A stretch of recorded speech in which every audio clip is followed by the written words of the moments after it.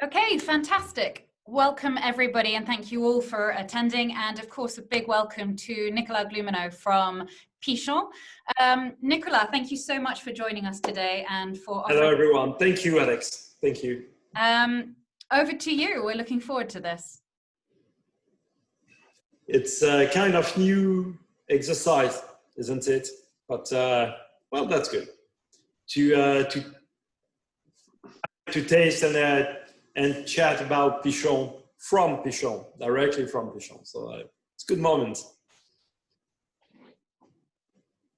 Okay, so take us through. Let us know if you want me to crack on. Anybody have any questions, please do type them into the chat box. Mark and I are going to keep an eye on the chat box, so we'll relay any questions that you have to Nicolas. I am recording this, so hopefully that's not an issue for anyone. But yes, please do go ahead and let us know your details. So, hi everyone. Good to see you or to imagine you this morning. As you can see behind me, you have a look on the vineyard, and we are under beautiful weather today, and it's now a few days in a row that we have that kind of sunny weather, which is very good for the vineyard, the state of health, because this year we have had a huge mildew pressure on the crop. By the way, that's also why we need not stop working even during the lockdown. Many things to do in the vineyard since mid-March when the lockdown started. A lot to do in the vineyard in terms of trying to keep the grass under control and to buds and branches, and trying to, now we are about to finish removing leaves on the east or north side of the rank, and then we have just started this morning to remove to run the green harvest. So that means removing a few grapes in order to keep a very good state of health of grapes when bunches are one on the others. So it's a very important moment in the year, which is 2 to 3 weeks earlier than last year. So that means that in theory we should start the harvest early September, maybe late August. I just can't figure out that we just have to start the harvest just coming back from holidays. But early September is probably more reasonable to imagine as a start of picking. Well, you can see on this map, I know you know everything about Bordeaux and our region in terms of wine production. But if I can, if I can easily introduce to you our wine region in terms of geography and also in terms of terroir and kind of soil we have, we should resume it as 3 main wine regions. The south of Bordeaux with famous Pessac-Léognan wines like Aubryon, Aubailly, Domaine de Chevalier, many more. And then the south of the south with the region where we produce sweet white wines like Sauternes and Barsac. Of course, along the river that crossed the city, coming from the Pyrenees Mountains in the south to the northwest and to the Atlantic Ocean, you have 2 main regions. On the right bank of the river, on the east side, you have 2 main appellations, which are Saint-Émilion and Pomerol, which are made, whose soils are made of clay and chalk, depending on each winery. And on those soils and under soils, Merlot and Cap Franc are very well adapted. There are just a few exceptions that have planted some Cabernet Sauvignon for years, like Figeac, as you know, in Saint-Émilion. And then on the left bank of the river from Bordeaux city to the Atlantic Ocean, you have four main appellations, which are from south to north, Margaux, Saint-Julien, Pauillac, and Saint-Estèphe.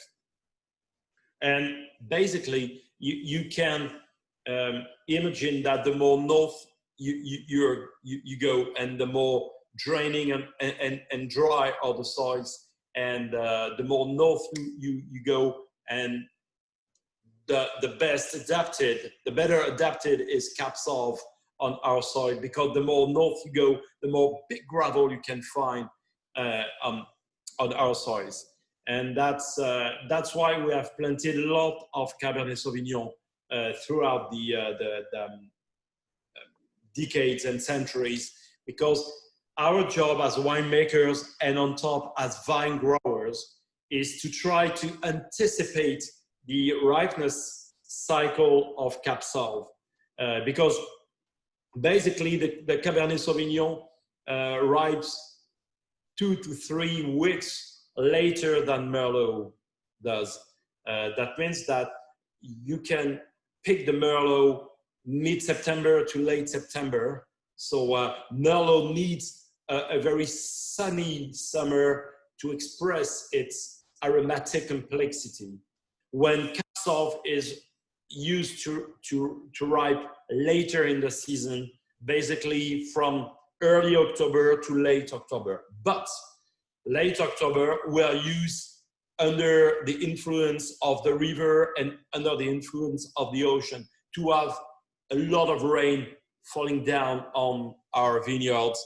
And the more rain you have, and the easier the rot is developing. So what we try to avoid is to have too much rain. And usually late October, early November, we have a lot of rain, a lot of mushrooms, a lot of rot developing. And if Cab is not ripe at this very moment, rot developing, you are compelled to pick grapes, and then the tannic structure of Cab, which is so important considering the kind of wine we want to make, is not good, and so you miss the vintage. So what we are doing is planting a late grape on the most dry and draining soil to make the vine suffering, and to help it to reach the to stop growing in a midsummer, and to help it to concentrate its effort to focus on the ripeness of fruit.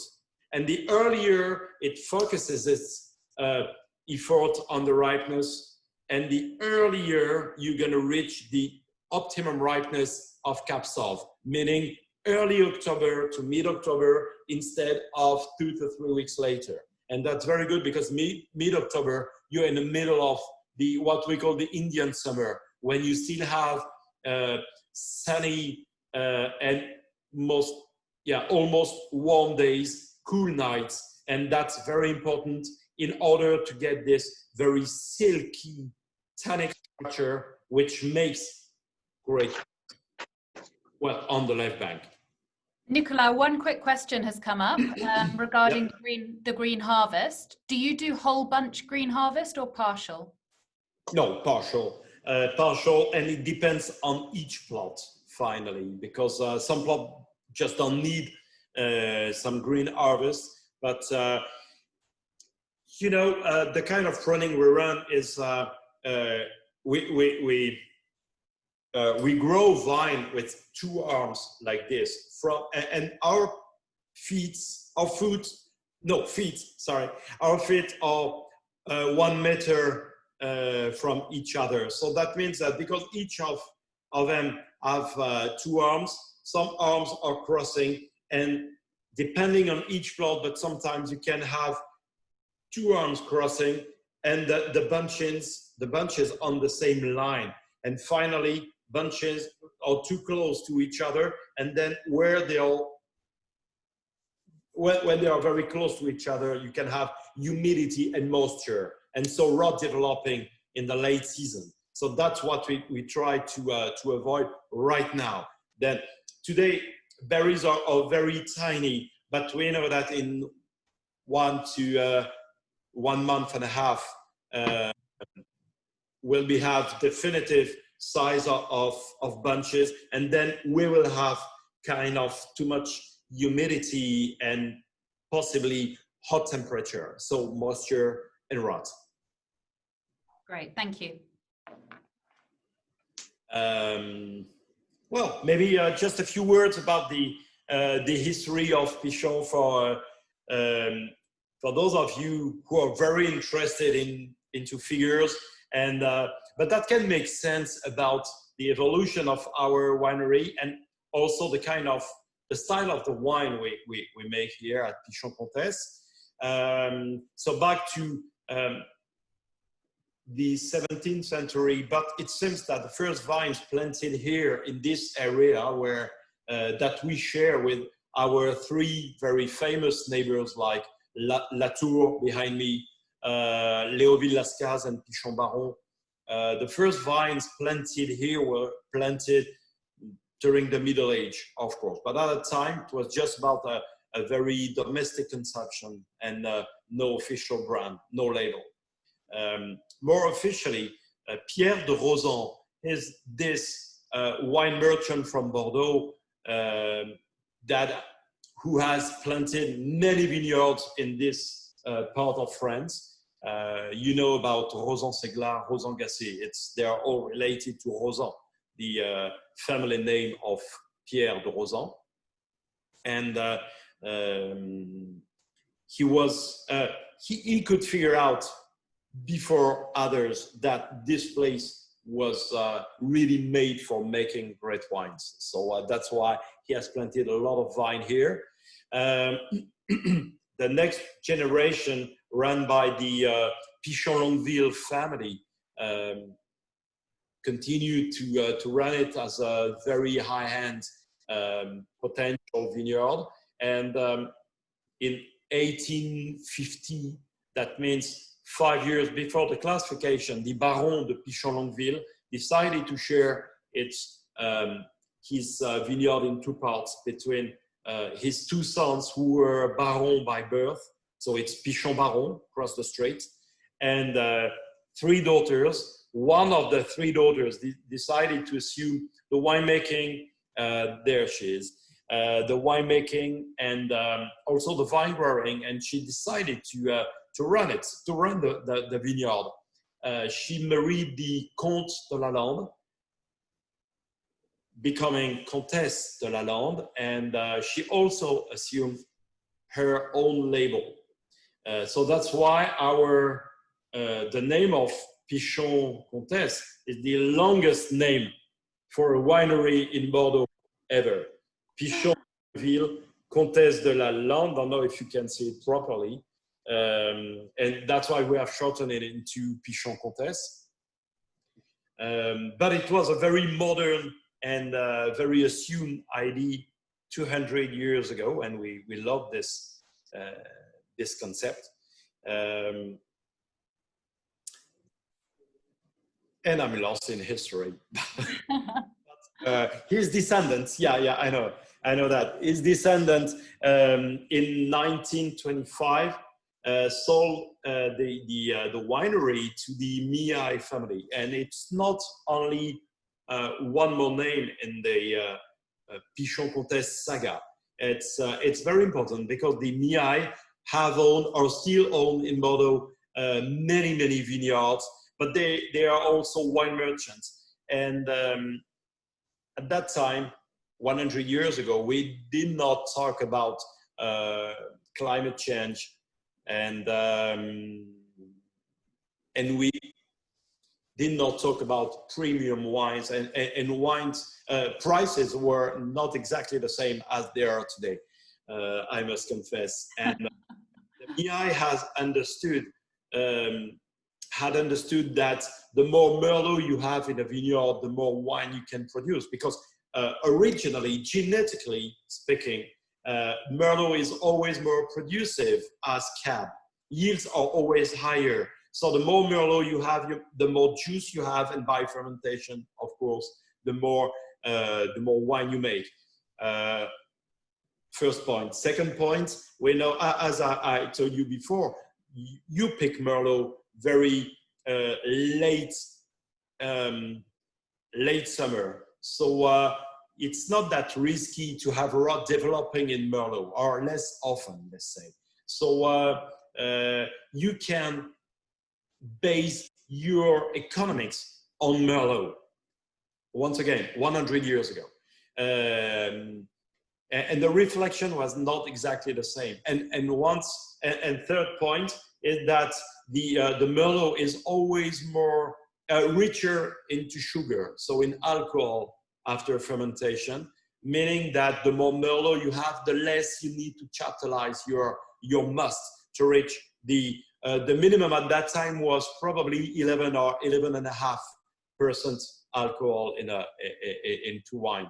So in terms of economics, planting more Merlot in a vineyard was much more interesting or efficient compared to trying to match exactly the proportions of each grape on your soil and undersoil. That's very important, actually, because Pichon Comtesse is famous for decades for having a lot of Merlot in the blend of its wines. And what is very interesting is to see that some other, I'm gonna give you two names of wineries owned by the Miaille family, Palmer and Château Siran in Margaux. And it's almost the same. They still have 50% Merlot Cab Sauv in the vineyard. As for us, it has never been 50% in the vineyard, but between 40 and 45% of Merlot in the vineyard. And if you have a look on, if you could have a look on the terroir we have here, and when you have a look on the proportions of each grape of our very close neighbors, you can figure out that it's not related to the truth of your terroir. So that's why when the following owner, the actual owner, the Champagne Louis Roederer house and the Rousseau family bought the winery in 2006, late 2006. The first thing they asked for was a geological map of the vineyard, just to try to match grapes and proportions of grapes with the soil and the undersoil. That's very important, because to me, it's the very, very basis of everything. Great wines are made outside. Of course, what we do in the cuvery and how we age wine in barrel and so on is very important. But when the first material is in perfect state of health, when it really represents the kind of terroir, you know, this magic word that we use, terroir, which is much more a multi-component word and concept. But when the fruits represent the kind of terroir you have, then you have the grand vin and the high quality wine. And that's what we did now years ago, 10 years ago. That means drawing a soil and undersoil map of our vineyards. And on this basis, we decided to run a very huge and very long-term replanting program. So that's why now one of the very important things we run at Pichon is this replanting program. We put out 3 hectares of vine every year out of 92, which is the size of our vineyard. So we put out 3 hectares of vine every year. Those 3 hectares have a rest during 2 to 3 years. So they are fallow plots during 2 to 3 years. And then we replant them, giving us the opportunity to readapt our proportions of each grape to the very soil. I said that we have had almost 40 to 45% Merlot in the vineyard. After this, once this replanting program will be all set, we still have something like 25 to 30% Merlot, 65 to 70% Cap Sauv, and still 10% of Cabernet Franc and Petit Verdot, 7 to 8 Cap Franc, 2 to 3 Petit Verdot. I want to keep a few Petit Verdot to remain this tradition alive. It's a very local grape that deserves that we take care of it, even if it's a very fragile grape and that needs a lot of work for, I must say, very inconsistent results. And I love Cap Franc because to me it's in Cabernet Franc, when it's exactly ripe as we need it to be, it's a balance between elegance, freshness, and aromatic complexity. And considering the climate change, we possibly can make very powerful and full body wines almost every year. And I think that having a bit of Cap Franc in the blend is very interesting to keep this freshness and drinkability of wines, despite of the inner power of it. So as you can see, it's a very long-term project, meaning that everything we do now is done for the next generation. So it's kind of huge pressure on the shoulders, but it's good to appreciate year after year that what we have decided a few years before has been done in the right direction. So it's all about agriculture, finally. That's probably one of the things I really appreciate in my job, that it's first agriculture. And agriculture is today a lot about scientific knowledges and improvements and so on. But on top, it's a lot about empirism and traditions and having a look on the sky, the moon cycle, and not mentioning biodynamics every day. But I mean, we are so under the influence of river and ocean that we can feel every day that we are under influence of the elements. So it's so important to keep this humility of being under pressure and under influence. So that means that we focus a lot on the ability of our teams, their ability to observe, to notice, to be very careful with what they can see, soil, moistures, leaves, and the balance in everything. So it's kind of company culture or tradition. And it's not like this. It's not something you can learn in the books. It's all about living in this place. I think that our world is very fast as judging people because we spray vine to protect crop, but they don't know with what kind of products we spray vine. It's so easy to have a definitive opinion on what people working in agriculture do every day. But what we do here is living on our soil, and so we have a lot of respect for our the next generations. We have a lot of respect for our earth, our soil, and vine. I mean, we do live thanks to vine and soil. So that's what our decisions have a huge impact on our all-day life and on the next generations. So that's also why we are proud of our vineyard, but we have a lot of respect for it. And every vintage is a new opportunity to help this terroir, this vineyard, to express itself. So we are just here to serve it.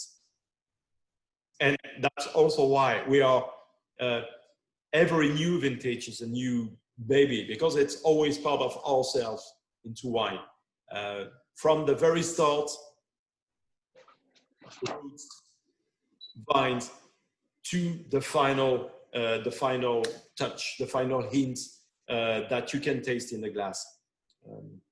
Well, Nicolas, I'm clear enough. Have you ever tried, or would you consider trying, to introduce some of the old grape varieties? Now, forgive me if I pronounce these incorrectly. Tarnay, Castay, and Pardo. Is that how you say them? Do it again, please. Thanks. Mark, can you pronounce them any better than me? Probably not. Well, give it a go and embarrass yourself. But there are. I mean, there's a very good point. In fact, Alex, that there is a fashion in Bordeaux now, one or two properties, to plant some what they call old varieties. So you have planted more Cabernet Franc, have you not, Nicolas? Yeah. Do you think there are other varieties which, for example, Malbec, which could be, or Cot, do you call it Cot? Which could be useful to create more complexity of flavor or aroma in the wines? Or potentially more able to stand hotter weather, or more humid weather, or whatever climate. Well, there are two sides in my answer. The first one is no, we won't plant some other or older grapes, varieties.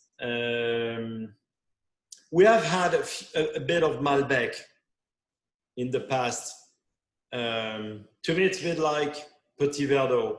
It needs to be exactly ripe to be used in the final blend. And even when the wine is outstandingly good, the impact on the aromatic structure of the final blend is so huge that sometimes you just can't use it.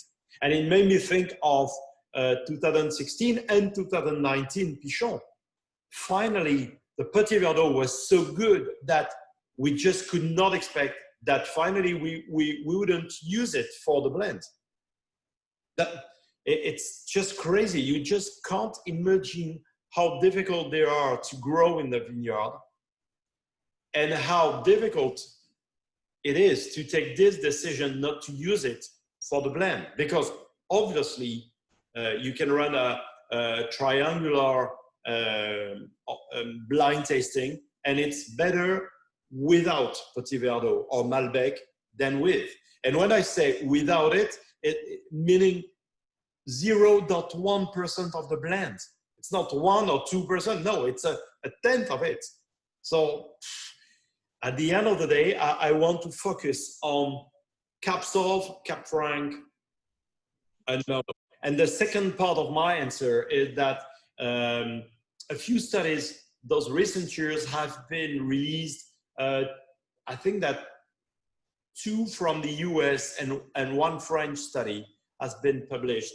And they have all concluded to the fact that even if the temperature increasing is 0.5 to 1 or 2 degrees Celsius in the following 50 years, one of the grapes that will be still very adapted to the weather conditions is Cap Sauv in Bordeaux. I hope they are right, that's for sure. But it seems that today Cap Sauv is still very well adapted to this climate change. And once again, I just don't know if it's a definitive change or if it's just a cycle, and how long it will last. Who knows afterwards? But that's why we still have, once again, a bit of Petit Verdot, because it's a very local grape. And I think it's good for the next generation to work hard in the vineyard as hard we have worked. But for sure, Cap Sauv and Cap Franc are master grapes for us. Great. Thank you. Next slide. Yeah, moving. So since 2007, as I mentioned, the Louis Roederer Champagne House owns Pichon Comtesse as their own Chateau de Pèze in Saint-Estèphe since 1995, where my technical team and myself make wine too. I mean, working with them is very good. I do talk as I'm speaking as a general manager and as a winemaker, because they are into wine business and they are winemakers for generations. And I really appreciate the way they invest. Things have to be efficient, and first, wine has to be high quality.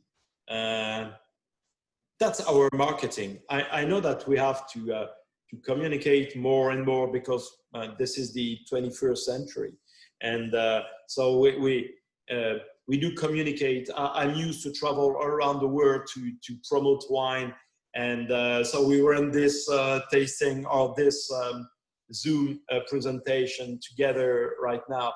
But what is the most important and the only hero finally is in the glass. I don't know about you if you have one glass with you, but I will drink for you. I will taste for you. I'm bereft. But yes, and as a manager, it's for sure it's good to work with them. I would have said for them, but I do work with them. That's the perfect example. That's a symbol. I do work with them because we have a strategy which is a long-term strategy, and I'm lucky enough that they trust in my management. And but it's good to manage my team and to say, okay, we have a project which is a very long-term one, and let's respect this terroir, let's respect this family, and that's why we love our job, our all-day job, because we know that the goal we want to reach is very far from us. So even if we are very happy year after year to have this feeling that the quality of wine is increasing a bit every year, I'm used to say that it's just a beginning. It's just a very start. We have a new chapter to write, and it's not, I'm not proud of myself, for sure not. I'm not proud of nothing. It's always a beginning. I'm happy with everyone. I'm happy with everything we do in the vineyard, and but the best vintage has not been made yet. So maybe next year. We'll see. That's exciting. Nicolas, could I ask you about the influence of Louis Roederer, who are famous as being the biggest biodynamic viticulteur in Champagne? Have they been a big influence at Pichon and for you personally in terms of your approach to viticulture? I'm not under pressure. That's very important to say, because it's such a challenging kind of viticulture that you need to feel it, you need to learn, you need to experiment before running a large size vineyard into biodynamics. So I don't feel under pressure. It's more between lines, you know, it's hours and hours of discussions, sometimes around 1 or 2 bottles of wine with Jean-Baptiste Lécaillon, the chef de cave of Champagne Louis de Roederer, and some very serious meetings or tastings around different wines made from other winemakers. Try to imagine what could be the future of our vineyard. but side by side, always step by step. And we have decided, when we have decided to run this replanting program, my suggestion to them was, okay, let's take the benefit of this replanting program. And because we replant 3 hectares of vine every year, maybe we should enlarge the size of the vineyard into biodynamics of only 3 hectares a year. So 3 hectares, 6, 9, 12. It's now a few years in a row that we enlarge this vineyard. And we now have more than 18 hectares in biodynamics in production. But if I add the fallow plots and the very young vines that are still not in official production, it's the third of the vineyard which is under biodynamics. So almost, not almost, more than 30 hectares. I mean, it's something to run a vineyard in biodynamics under very continental climates. Along the ocean and the river. I said river here, as you can see behind me. Maybe you can see the river over there. The river here is 7 kilometers large. So it's that means that between ocean and river, a large river, there's kind of game of air and water masses interacting together that creates what we call the microclimate. And the microclimate here is made of smooth temperatures, consistent temperatures, and almost everyday humidity. So that is good for mushrooms, meaning mildew, oidium rot to develop.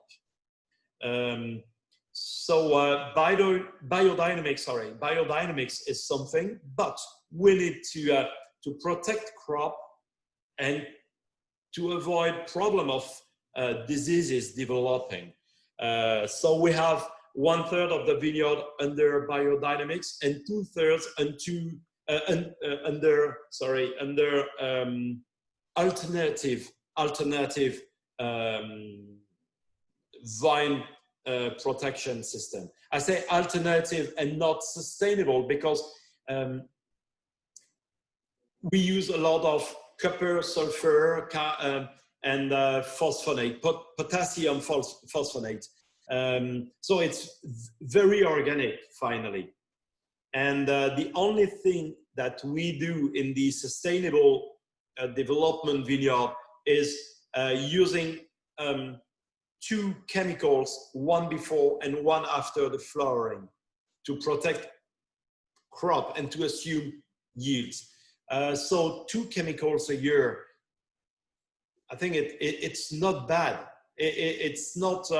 It's a kind of respecting a lot our vineyard and environment. So that's why I think step by step we try to switch to biodynamics, but we need time to try to have things under control. But it's very exciting project, and now we have the size of the vineyard under biodynamics is large enough to have an idea on what are the wines coming from the biodynamic vineyard. Maybe someday we'll be 100% biodynamics. I just don't know. That's why I say I don't feel under pressure. It's we'll see if in 1, 2, 5, 10 years I feel that we can try to reach the conversion and to officially run for the conversion. Then we'll do it. So far so good, so far so interesting, and so far so exciting. But I need time, and as manager as well, the team needs time to take a hand on the biodynamic system. So it's Pichon Comtesse is a centuries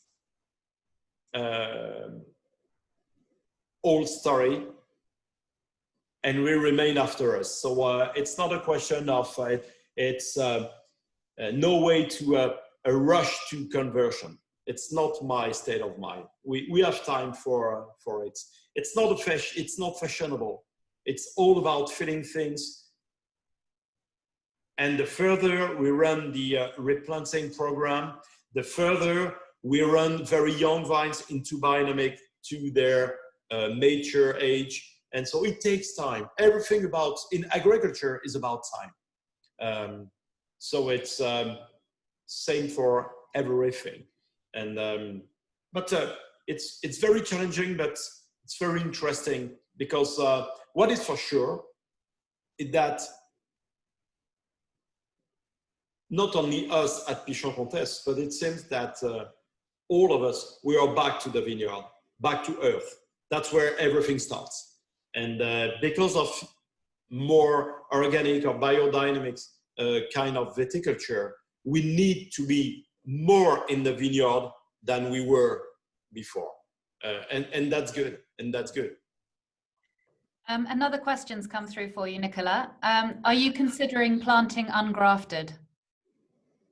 No, not yet.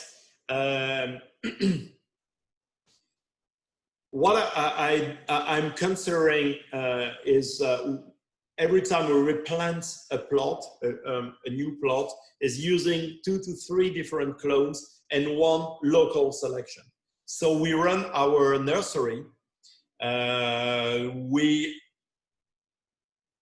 We're almost all set in terms of having the 4 grapes, a nursery for the 4 grapes. And I'm much more convinced about having our own nursery than having uncrafted vine because of phylloxera and so on. Maybe someday. It's not a definitive no, but so far it's not our project. Great, thank you.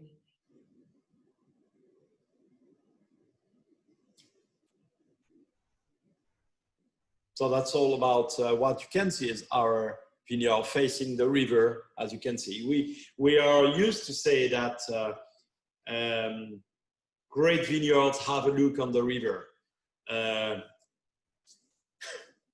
From Bordeaux, coming from Bordeaux, that's it from Bordeaux. That could sound very snobbish,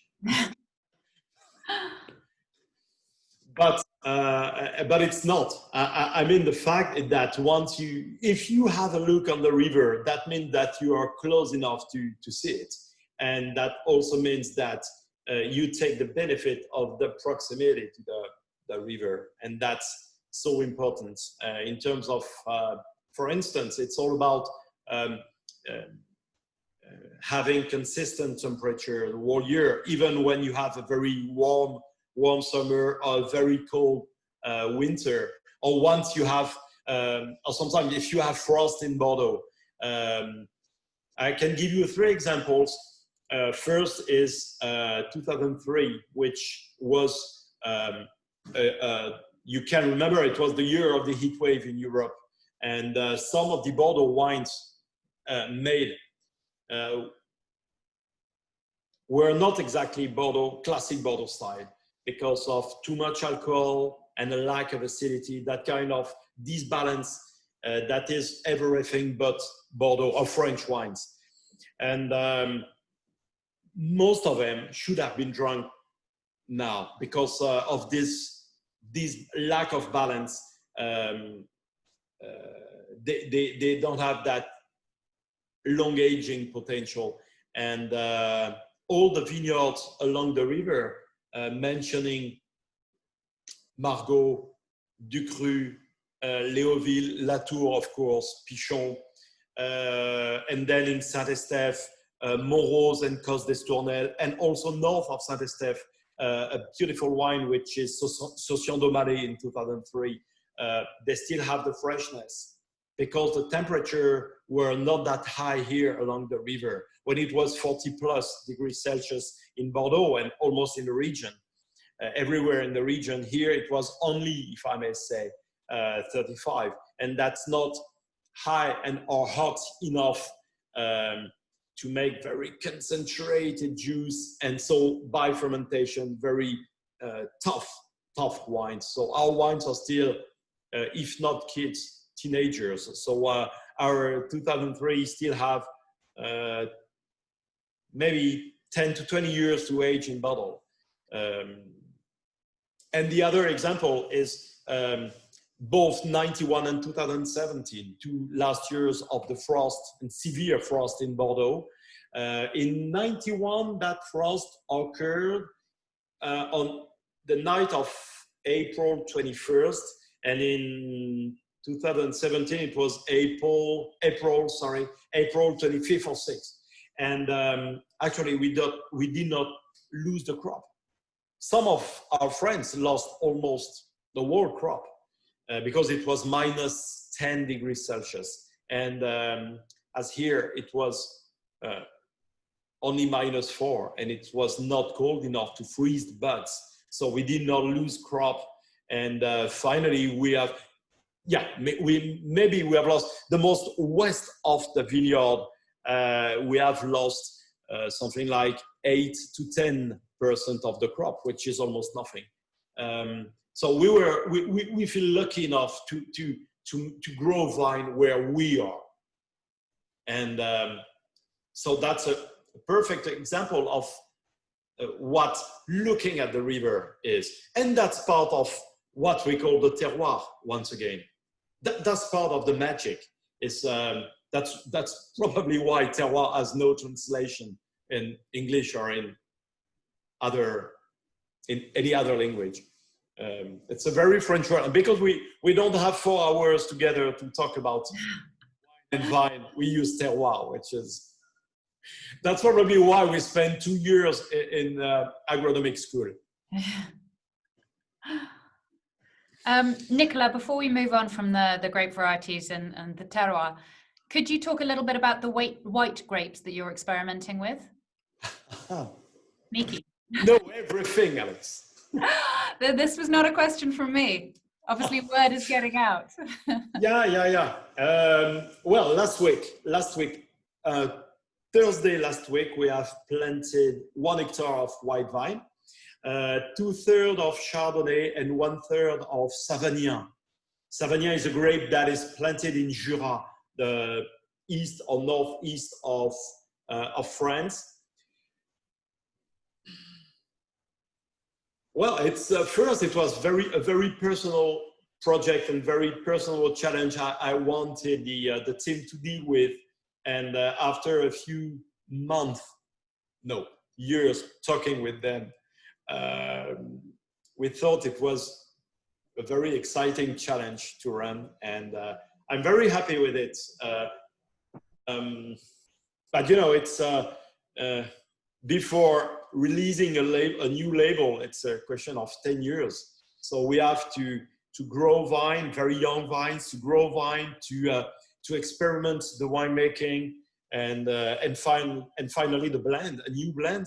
And we'll release the wine if and only if it's very good. It's not one more label in our series. It has to be, we have to be happy with it. It has to be more than a decent white wine. So it's Chardonnay, Savagnin, and next year we will plant some, maybe a bit of Semillon, and 1 more grape that I still don't have the name, because we have to think about. But will be a blend of 3 to maybe 4 grapes. We'll see. Exciting. Yeah. But you know, on top, I think that making a white wine is asking much more questions than making a red wine. And it keeps all the attention. So at the end of the day, for this team here, which is used to vinify only red, those questions we'll ask about making a white wine will help them to ask other questions and to get out of our traditional square cadre. Box. Yeah, box. That's good to, it's kind of brainstorming, you know, and to get out of uses. So that's good. And even if it's not good enough to release it, we'll drink it together. I'm looking forward to coming out for that. Why not? Okay. Et voilà. Yeah. Let people read. Yeah, well, it's me. And the origins of my culture as a winemaker, not coming from, I'm not from a family into winemaking or wine business at all. It was just the being passionate by wine. But my story is a very traditional French story, you know, opening a bottle for Sunday lunch with my parents. And but it's funny to remember that I was used since I was, I don't know, maybe 8 or 10 years old to have a sip of wine, not to drink it, but just to try to guess aromas. And so I was used to it. And the funny story that my son, who is 16 years old now, did the same in my glass since he's something like 7 or 8 years old. And I never asked him to do it. So it was just, well, we were genetically pre-formed into wine tasting, I guess. But yes, I've been, it's now, 15 years I'm in the winemaking. I've had the chance to learn the job at Aubryon and Chateau Margaux. And my first job as a winemaker was being the winemaker of Morose between 07 and 12. And then I jumped from Morose to Pichon Comtesse almost 8 years ago.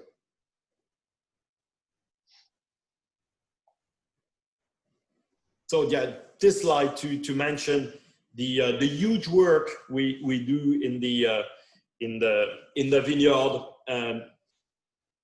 mentioning the replantings program and the biodynamic enlargement of the experience. Also the fact that we run a new old kind of pruning system for 6 to 7 years now. It's a pruning system that respects sap flows, and that is supposed to have a huge impact on the aging potential of vine. First, and secondary on the the fact that bunches are very spread out on the arms of vine, which is good for the repartition of products of photosynthesis, and that is much better for the quality of juice than wine. We were one of the first to apply this system years ago, and now there are more and more vineyards in Bordeaux and in France applying this system, which is a very old one. We also call it Guyot Poussard, that was applied in our vineyards maybe 100 years ago. So it's kind of back to the future. And we like it. It's a bit like our new cuvée. I don't know if there are some pictures of the cellar then after, but yeah, here we go. You know, we have built this new cuvée 2012. So the first vintage we have vinified in it was 2013, the challenging 2013. It's a very efficient tool made of stainless steel, of conical shaped tanks that are very, very efficient in terms of wine making. Why efficient? Because we can run the perfect level of extraction we need. You know, Pichon Comtesse, for you know about our wines, and on top of our wine, the spirit into wine is, in a few words, our wine has to be a Pauillac style wine made by Pichon Comtesse. That means a lot. That means that tasting this wine blind, you have to locate it on a map. It's not a wine made in Margaux, with all the respect I have for wines made in Margaux, but I mean, it's not made in Margaux or in Saint-Emilion or somewhere else on earth. It has to be obvious that this wine has been made in Pauillac. But what makes Pichon unique? What makes Pichon different compared to the neighbors?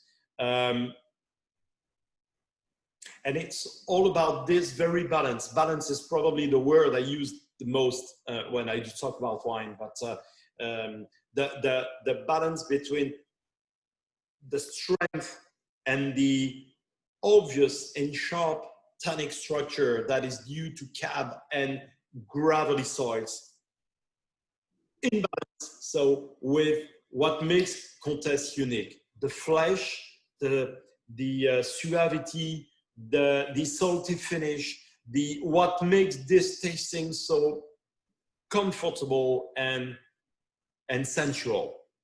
And great Pichon Comtesse made in the past were very Pauillac, but very Comtesse too. Thinking on 59, thinking on 70, 78, 82, but not only 82, 83, 5, 8, 9, 95, 96. All those wines are mainly cab blends, more than Merlot, despite of the image that is that sticks to Pichon Comtesse. They are mainly cab. They are very cab and very Pauillac style, but they are not Latour, Lascars, or Baron. They are very Pichon Comtesse. And that's this balance we want to obviously have every year in the wines we make. And this new cuverie is all dedicated to this balance. And when I said that we are back to the future, that's also why our reception harvest sorting chain is on first floor here at the winery. That means that we roll micro tanks above tanks when we fill them, and we fill them thanks to gravity. We don't use harvest pump anymore in order not to crush and to avoid crushing berries, just as if we could take each berry and let it by itself in the tank. No pump. That's finally what was done 2 generations ago, until 2 generations ago. And that's a very good system that works perfectly. And once again, why are we doing this instead of using electricity and pumps?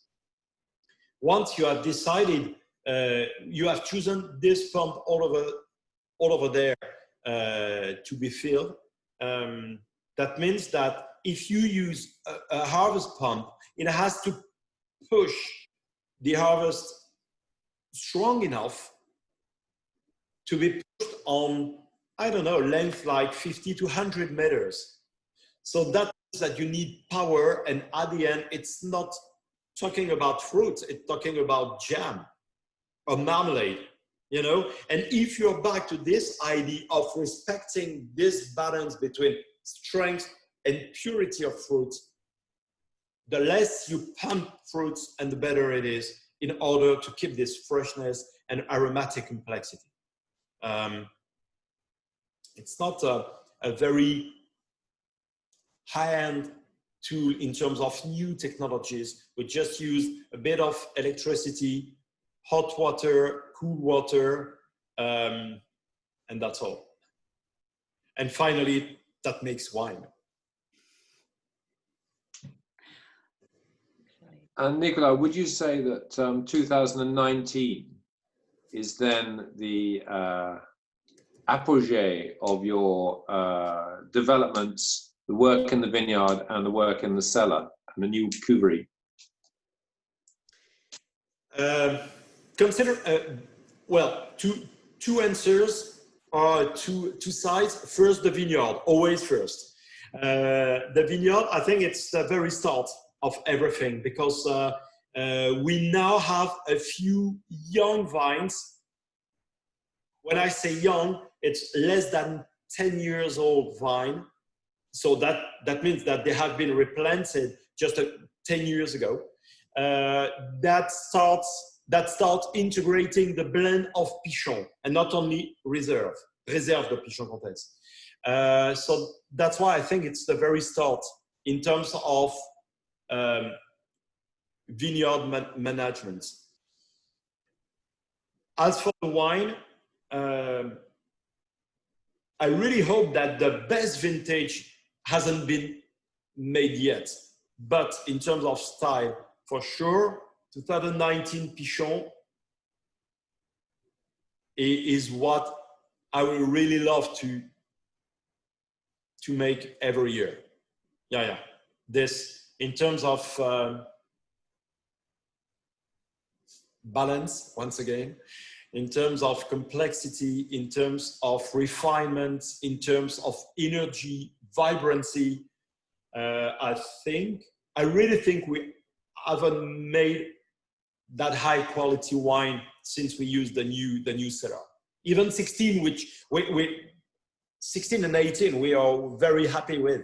But I think that for a very precise reason, that 16 was the fourth vintage made in this new cuvée, and I think that we still learned how to use it. 3 years later, we're much more, we have more experience with it, and so that's why we have managed more precisely the winemaking. That's probably why, to me, 19 is a half step up to 16. Yeah, I love this wine, and I would really like to taste it with you. I mean, all together, not only on video, but in terms of fruit purity and the length, the how we have given this wine such a tension, but not an aggressive tension into wine. This tension that gives you this feeling that you are following the direction of the tannic structure, and you have the full mouth all around. The flesh of the wine, finishing of this salty rebound, salty finish. You know what I mean? Rebound? That makes sense? That gives you this willingness to drink again. Yeah. That's very appealing. And finally, that's wine. That's all about wine. It's not, wine is not made to win a competition. Wine is made to drink it. And it can be complete, full body, full of everything. But finally, you just need another glass. And that's the pleasure, le plaisir du vin, the pleasure of having wine together. Let's have a glass together. On that note, there is a question that's come through. I have been tasting Emprunter every year since 2007, with the exception of 18. And 2019 was the best Pichon Comtesse I have tasted to date. The texture and perfume were particularly seductive. How come this vintage was so exceptional, and bravo for that? How? You know, Socrates said, I know one thing, that I do know nothing. Yeah, that's something I could apply to myself. You know, I can remember early July 2019, the weather was so dry. We could see the foliage turning from green to almost yellow. And we were frightening, having a very tiny crop, very concentrated juices. And the question was, what kind of wine can we make with that?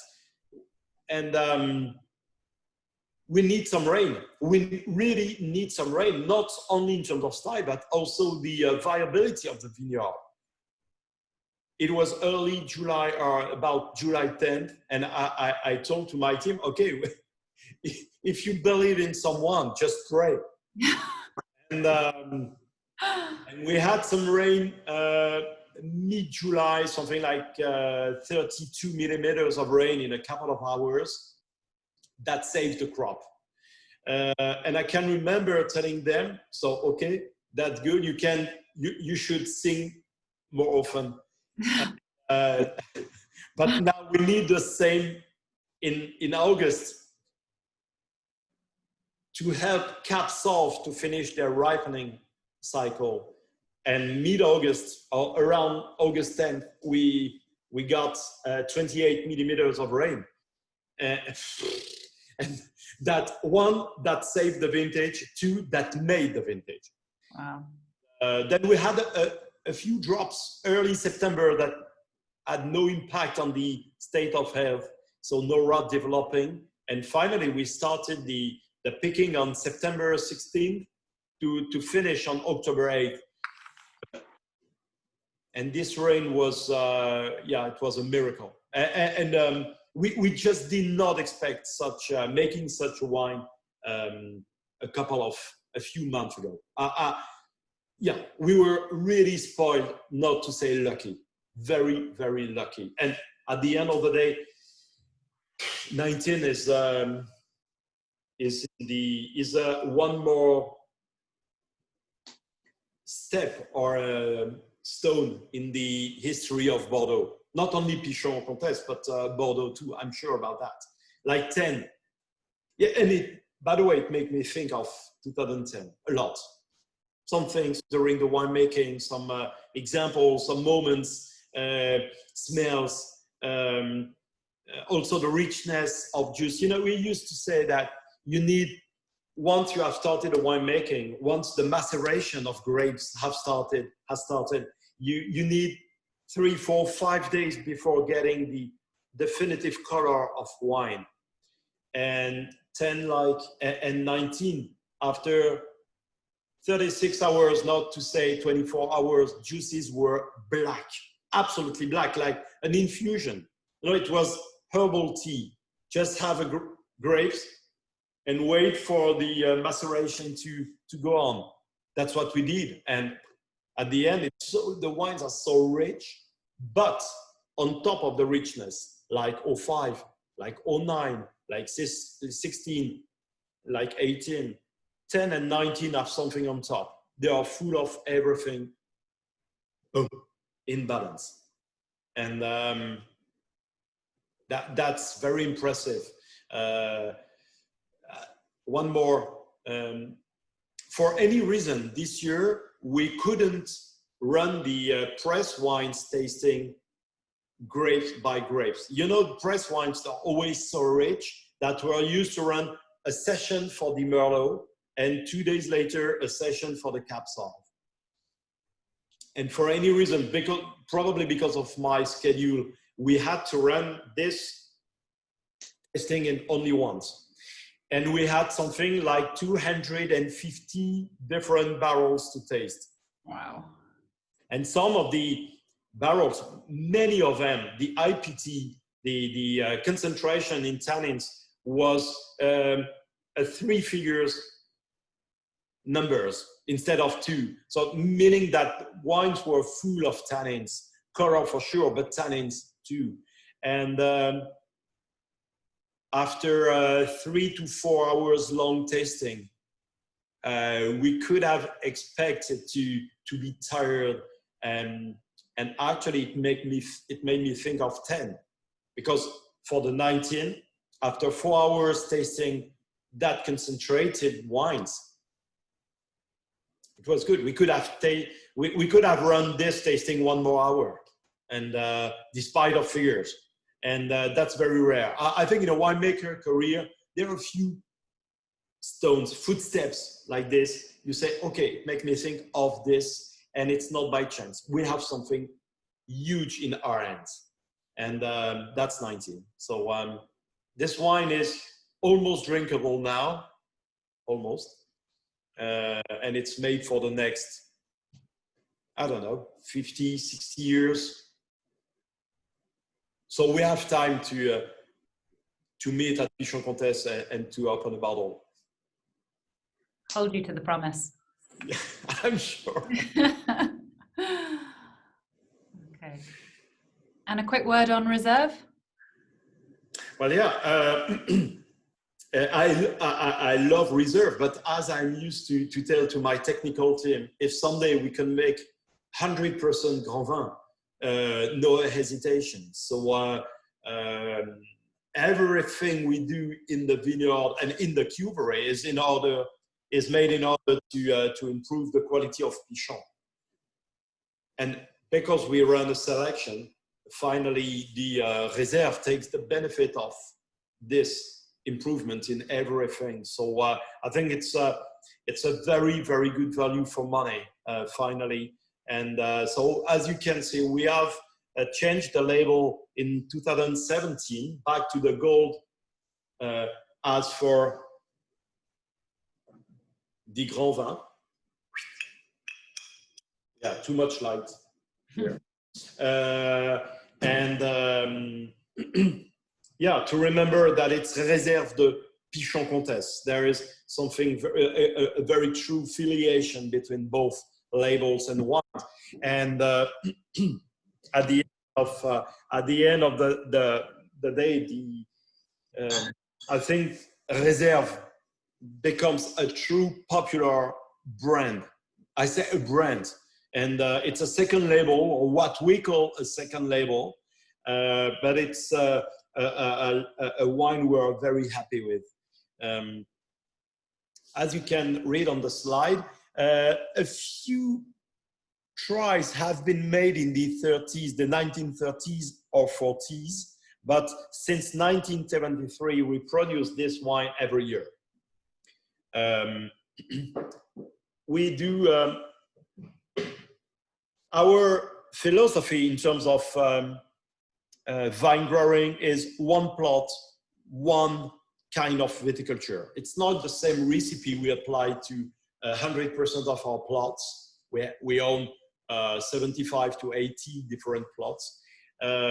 So one plot, what kind of viticulture, we adapt ourselves to each kind of soil and vine. And then we vinify each plot separately. We have this tool that is way different from the former one. The former one was made of 240 hectoliters only, meaning that we needed to find 4, 5, 6 different plots to fill one tank. So it was a kind of blend before the winemaking. Now we own some 20, 40, 50, 70, 85, 90, 120, 150 hectoliters tanks. So one plot, one tank, vice versa. And at the end of the winemaking process, we run blending sessions, and the 3 to 4 first sessions, we run them completely blind. So the selection between Pichon and Réserve is made on the basis of balance. It's probably the 25th time I use this word today. Yeah. Balance, silkiness of tannins, length of the wine, and so on. But I just don't want to know where the wines come from. the 3 to 4 first times we taste them. And this year, as for 19 Pichon, we have used 2 very young plots to integrate the final blend. They are, yeah, they have been planted in 2011. And I guess that if we would have known what we were tasting during these blending sessions, maybe we wouldn't have trusted in them enough to integrate Pichon. Finally,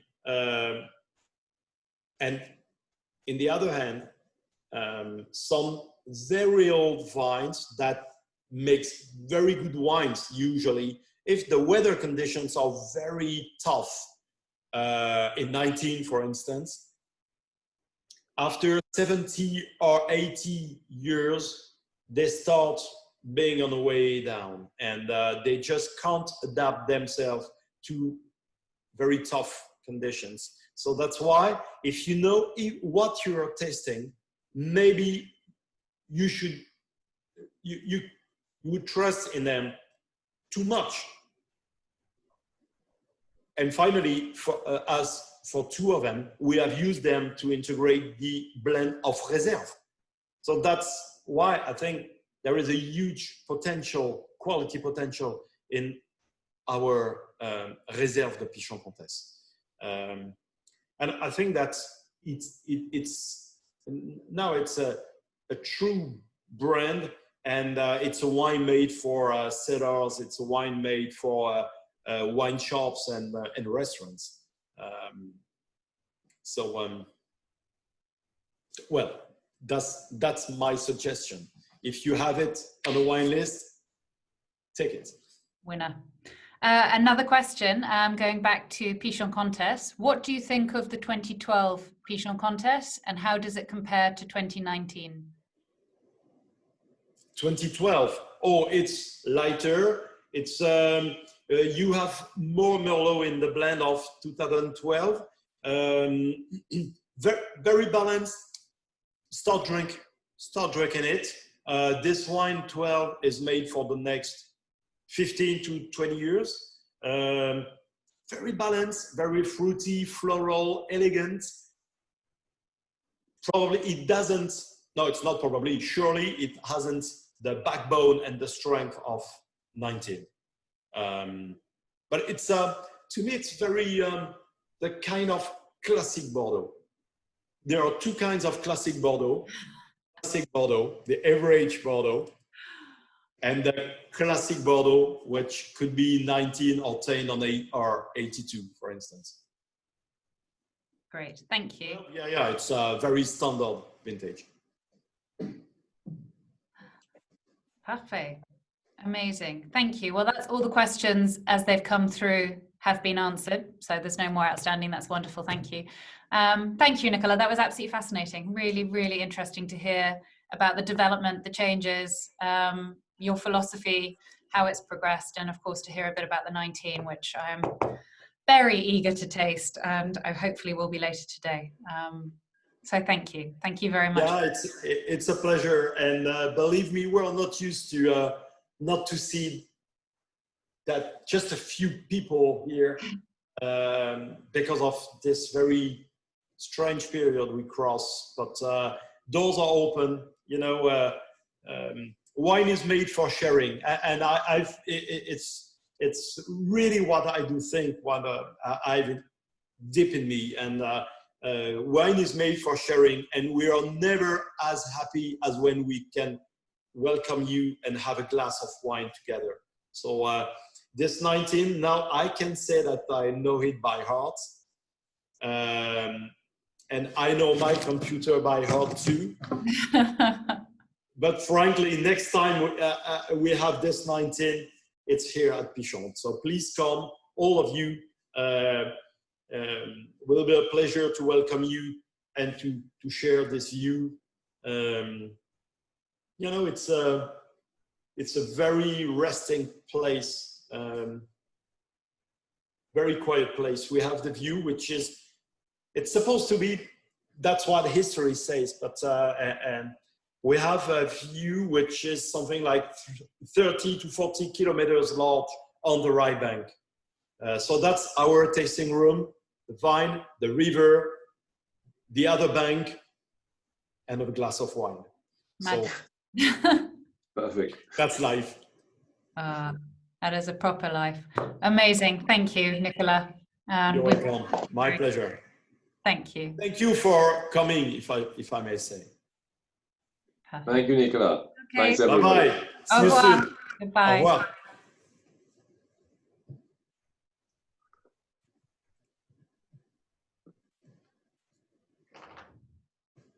Lots of people saying thank you very much.